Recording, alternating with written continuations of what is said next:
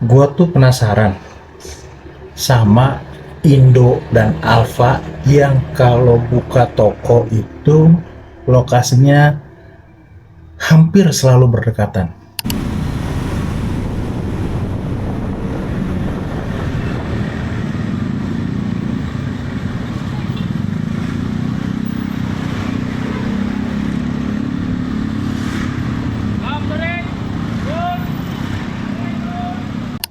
Ya kan? Pasti lo ngerasa gitu juga kan? Kenapa nih? Terus juga di sekitar rumah gue itu ada McD dan Ricis yang lokasinya sebelah-sebelahan.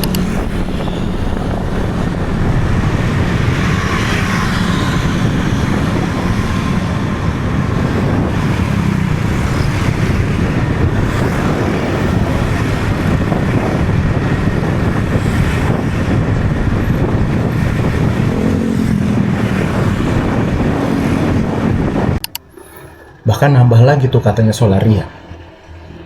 Terus juga di dekat rumah gue itu ada tukang buah sebelah-sebelahan juga.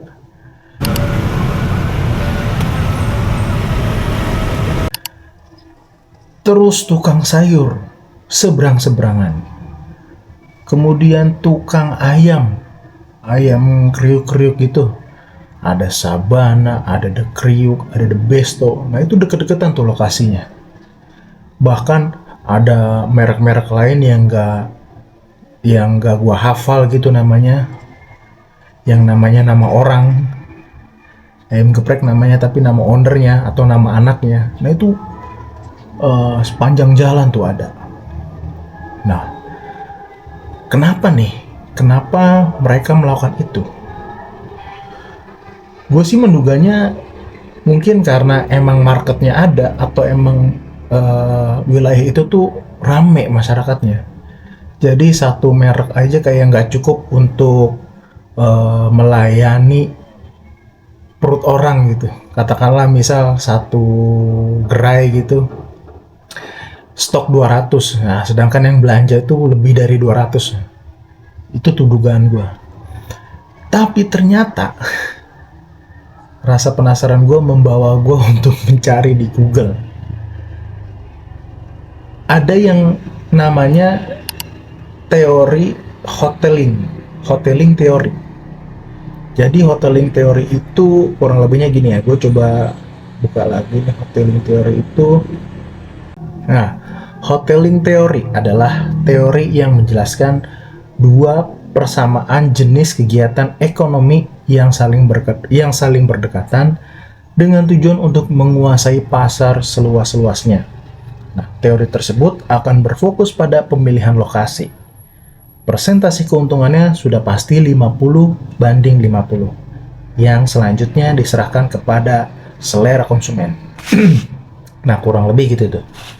Jadi ternyata Indomart dan Alfamart atau bahkan brand-brand besar lainnya buka gerai itu berdekatan karena alasan ini, ingin menguasai pasar seluas-luasnya. Jadi ketika katakanlah Alfamart udah buka duluan, nah Indomart tuh biasanya di sebelahnya atau di seberangnya tuh, atau nggak jauh dari lokasi Alfamart. Itu dia nggak perlu riset lagi tuh si Indomart, karena si Alfamart udah riset. Begitupun sebaliknya ya, kalau misalnya Indomart buka duluan, biasanya Alfamart tuh nyusul. Alfamart kalau buka di suatu tempat itu nggak mungkin sembarangan. Kalau perusahaan-perusahaan besar tuh biasanya riset dulu, ada berapa trafficnya yang lewat di jalan, ada berapa lingkungan, ada berapa penduduk di lingkungan tersebut, ya gitu-gitu dah. Nah kalau udah Alfamart buka, Indomart tinggal ngikut. Tandanya itu lokasinya bagus. Kan nggak mungkin dong dia invest sekian ratus juta atau bahkan miliaran tanpa ada potensi menguntungkan, kan kurang lebih gitu. Jadi kalau kesimpulannya ya, belum ada kesimpulan.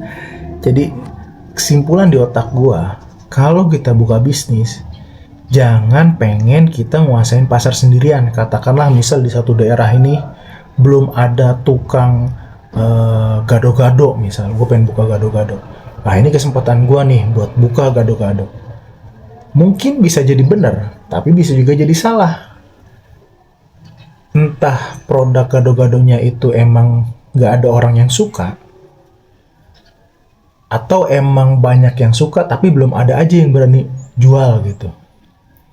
Tapi ketika misal ada yang buka gado-gado lebih awal, ternyata rame, biasanya pesaing atau kompetitor tuh datang. Karena tandanya emang masyarakat situ atau penduduk di situ suka sama gado-gado. Tapi setelah gua tahu teori ini, gua nggak akan buka lagi di tempat yang memang belum ada pesaingnya. Karena itu sangat beresiko. Katakanlah gue nanti mau buka mie ayam kayak, atau gue mau buka kafe kayak, ya gue pastikan yang deket-deket dengan pesaing gitu. Terus selebihnya adalah biarkan market yang memilih, yang menilai mereka suka ke siapa, ke merek apa, ke brand apa.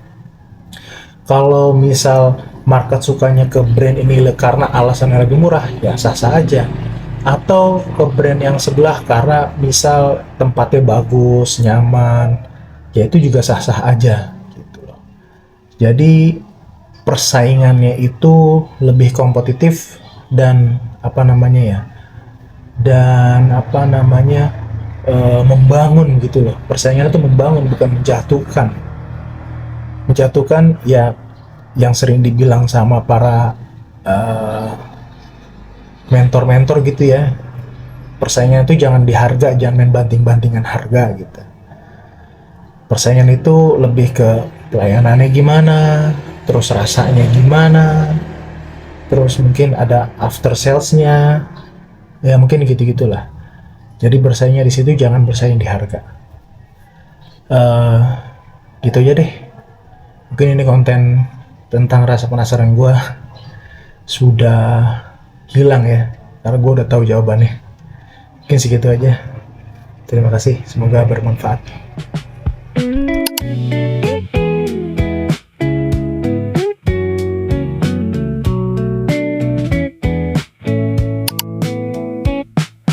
いつもは通らない商店街の隅、古い喫茶店のドアを押した。マスターが静かに水を置いてく。メニューも見ないでブレンドを頼んだ。窓際の席で溶けていく格差と、誰もいない午後がこんなに長いとは。君がいない時間がゆっくり過ぎてく。